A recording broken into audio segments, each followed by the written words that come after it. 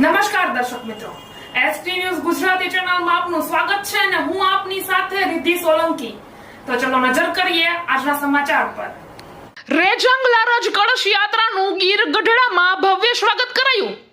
1962 ના ચીન યુદ્ધમાં શહીદ થયેલા 120 આહિર જવાનોની યાદમાં નીકળેલી યાત્રા અખિલ ભારતીય યાદવ મહાસભા દ્વારા આયોજિત રેજંગલા રજ કળશ યાત્રાનું ગીર ગઢડા ખાતે આહિર સમાજે ભવ્ય સ્વાગત કર્યું છે.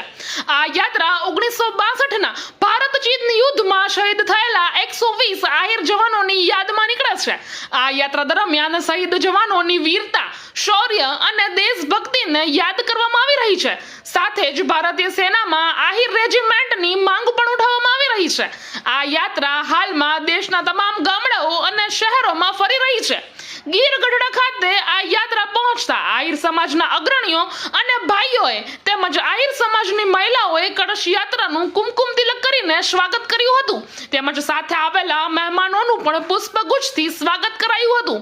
આ પ્રસંગમાં ગીર ગઢડા વિસ્તારના આહિર સમાજના ભાઈઓ અને બહેનો મોટી સંખ્યામાં ઉપસ્થિત રહ્યા હતા. પ્રેસ રિપોર્ટર અબ્દુલ ગાચી સાથે એસડી ન્યૂઝ ગુજરાતી, ઉના.